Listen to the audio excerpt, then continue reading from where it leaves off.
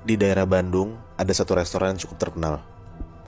Orang-orang yang tinggal di daerah sana tuh pasti tahu lah tempat ini di mana dan apa namanya ya. Di restoran ini sebenarnya nggak ngejual banyak menu. Menu yang direkomendasiin mereka itu yang paling terkenal ya. Itu ikan goreng sama ikan bakarnya. Usut punya usut, resto ini punya salah satu orang yang asli daerah Jawa Barat yang emang besar dan udah sering ngembangin bisnis mereka di sektor makanan gitu. Jadi nggak cuma satu restoran ini doang di Bandung gitu loh. Restonya ukurannya ya lumayan gede. Makanya di resto ini punya banyak banget karyawan. Kira-kira tuh sekitar ada 20 karyawan gitu lah. Dengan ukuran yang lumayan luas, resto ini tuh jadi kayak terkenal setiap hari tuh penuh. Dan sering banget antrean tuh panjang banget lebih. Nah, tapi suksesnya tempat ini tuh sering banget jadi pembicaraan sama banyak orang. Banyak orang ngejudge juga katanya restoran itu penuh karena pesugihan atau pakai penglaris gitu. Nah ini tuh makin jelas banget setelah beberapa karyawan mereka itu juga nemuin hal-hal janggal. Ada salah satu karyawan yang namanya Adit. Adit ini tuh baru kerja 3 bulan Nat, di resto ini. Dan dia tuh emang anak rantau gitu. Makanya dia gak punya tempat tinggal lah di kota itu. Nah Adit selain jadi karyawan di sana, dia tuh juga dipercaya sama bosnya buat kayak ngejagain restonya kalau tutup lah. Nah makanya dia tuh kayak di hire 2 kali gitu loh. Yang pertama jadi pelayan, yang kedua tuh jadi kayak ngejagain tempatnya. Nah makanya si bosnya ini tuh kayak ngasih satu kamar di kos-kosan deket restonya itu. Oh di dekat restorannya itu dia dikasih kayak semacam tempat tinggal. Iya kayak fasilitas gitu kali ya. Oh deket dari resto terpisah gitu kan? Iya tapi Oke, deket oke. banget Iya, dari iya, resto iya, itu. iya. Nah ada satu hari di mana resto ini tuh bener-bener rame banget. Adit sama beberapa temennya tuh sampai kewalahan lah. Dan ternyata itu ngebuat banyak banget karyawan di sana yang capek dan sakit lah, beberapa ada yang tumbang lah gitu. Nah kebesokan harinya pas Adit datang ke resto itu, dia ngeliat ternyata emang banyak banget teman-temannya nggak masuk karena sakit semalamnya, kan emang kerjanya tuh kayak rodi banget gitu kan. Sebenarnya Adit tuh udah rada nggak enak badannya, udah rada sakit. Cuman karena dia kasarannya difasilitasin sama si bosnya, makanya dia maksa diri buat tetap masuk tuh di hari itu. Ya karena dia juga butuh duit gak sih? Iya. Waktu paginya mereka ini selalu diabsen nih satu-satu buat SOP mereka gitu. Nah sewaktu diabsen, jumlah mereka ini ya 10 orangan lah. Dan ada beberapa juga mungkin kayak pelayan baru gitu buat ngegantiin orang-orang yang gak masuk. Karena Adit pun juga baru ngeliat nih orang-orang ini tuh siapa gitu. Adit gak kenal lah. Ya intinya Adit dan teman-temannya Adit yang emang udah lama jadi pelayan di sana tuh juga ngeliat gitu pakai mata kepala mereka sendiri kalau waiternya hari ini tuh nggak gitu rame, nggak kayak biasanya.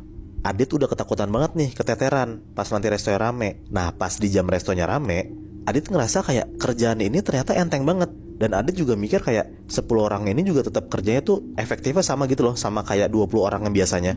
Walaupun Adit udah ngerasa tenang, Adit tuh juga ngerasa bingung karena sebenarnya agak mustahil 10 orang bisa kerja dan lancar banget, padahal 20 orang aja suka keteteran.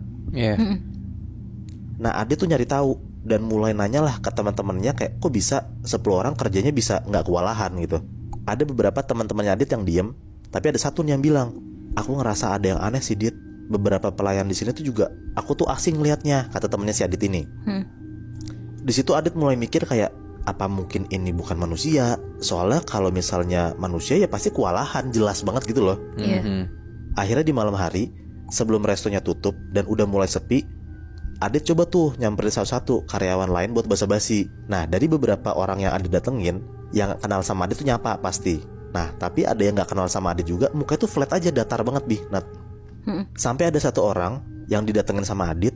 Nah pas banget nih Adit deketin dia, pas pengen ngomong nih Adit ke dia nih, tiba-tiba orang ini bilang, kami cuma diminta bantu. Nah Adit langsung nanya kayak maksudnya tuh apa. Nah di situ orang ini nggak jawab apa-apa. Dia tuh langsung kayak ngajak Adit ke satu tempat gitulah, kayak ada geser ngajak gitu. Nah Adit yang bingung dan kayak penasaran juga. Akhirnya dia nurut lah sama orang ini, ngikutlah nih si Adit. Jadi kayak orang ini jalan di depan, Adit di belakangnya. Nah padahal Adit pun juga baru ngeliat pelayan ini siapa gitu. Adit nggak kenal lah, baru pertama kali juga dia ngeliat ada orang ini di restoran ini. Si orang ini kayak ngajak Adit ke satu ruangan di belakang dapur yang Adit pun juga nggak pernah ngeh kalau ada ruangan itu. Karena di dekat dapur ini ada kayak satu pintu dan nggak pernah dibuka. Jadi Adit juga baru ngeh kayak oh ada pintu bisa dibuka. Ngikutlah nih dia masuk ke dalam. Oke. Anjir, terus Masuklah Adit ke ruangan ini bareng sama si orang ini.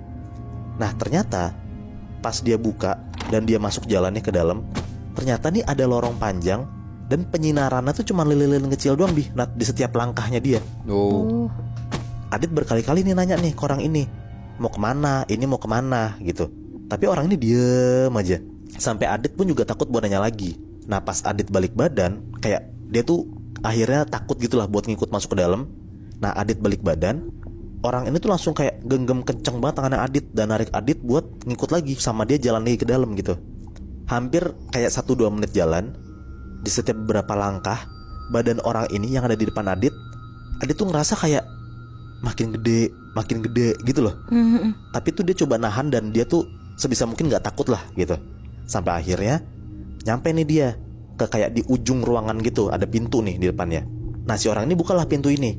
Nah pas si Adit lihat orang ini lagi buka pintu, muka orang yang dia ikutin ini berubah Bi, Nat. Kayak muka tuh serem banget, kayak monster gitu. Dan orang ini nengok ke belakang ke arah Adit, gigi dia tuh kayak gede banget gitu loh. Wah anjir serem banget. Nah Adit kaget lah dan dia gak bisa ngomong apa-apa. Akhirnya dia langsung tuh ngikut aja masuk ke dalam ruangan itu. Di dalam ruangan itu Adit lumayan tenang karena Adit ngeliat ada si pemilik restonya di dalamnya. Yang dia kenal juga. Kenal juga pemilik restonya ini. Oke. Nah di pikiran Adit ya orang ini juga terlalu kaya mungkin, makanya punya ruangan tersendiri gitu. Iya. Adit langsung lah salamin si pemilik ini dan ya respect gitu. Dan tiba-tiba si Adit ini langsung disuruh duduk di satu kursi sama si pemilik restonya. Pas Adit duduk, di depan Adit itu tiba-tiba nongol ada sosok besar tinggi yang lidahnya panjang banget Bi, Nat. Di situ tuh Adit takut banget, dia tuh histeris teriak-teriak gitulah pokoknya karena dia kaget banget tiba-tiba ada sosok makhluk halus gitu. Nah ternyata sosok ini tuh genderuwo dan si Adit ngeliat genderuwo itu lagi ngejilatin banyak banget piring. Ih. Piring restoran itu. Iya. Pemilik resto ini langsung pegang pundaknya Adit terus dibilang, keluarga kamu saya biayain Dit, kamu tenang aja, jangan bilang siapa-siapa. Ih. Akhirnya Adit cuma bisa nge-freeze dan dia tuh nyaksiin tuh hal yang baru pertama kali dia ngeliat. Karena dia gak pernah nyangka kalau misalnya ternyata resto dia tuh kayak gini gitu loh. Abis dari malam itu berita itu langsung kesebar Bi, Nat, karena Adit tuh gak bisa nahan sendiri rahasia besar ini. Jadi dia sebarin, Muy. Iya, dia langsung ngomong tapi cuman ke beberapa pelayannya doang gitu loh. Kayak orang yang emang dia deket gitu, cuma 2-3 orang doang. Nah ternyata terjawablah semua nih. Ternyata resto ini tuh pakai pesugihan dan ngejadiin genderuwo ini jadi penglarisnya. Nah piring-piring yang genderuwo jilatin ini ya bakal dipakai sama tamu-tamu di sana. Itu juga ngebuat kenapa makanannya kalau makan di tempat itu enak, tapi kalau dibawa pulang itu tuh jadi nggak enak gitu lebih. Yeah. Nat. Ya karena makan di tempat itu ya enak rasanya karena udah dijilatin sama si genderuwo itu. Wah anjing serem banget. Tapi berarti kalau menurut gue ya Muy, itu hitungannya gak cuma satu genderuwo doang dong. Pelayan-pelayan yang lu bilang tadi juga hitungannya makhluk-makhluk halus gak sih? Nah bisa jadi karena si sosok ini kan bilang kita cuma diminta bantuin. Nah gue gak tahu tuh sosok ini apakah emang jelmaan doang atau penglarisnya juga. Gue juga masih kurang paham tuh. Tapi yang jelas adalah ada satu sosok yang emang jadi penglaris resto ini, ya si genderuwo itu.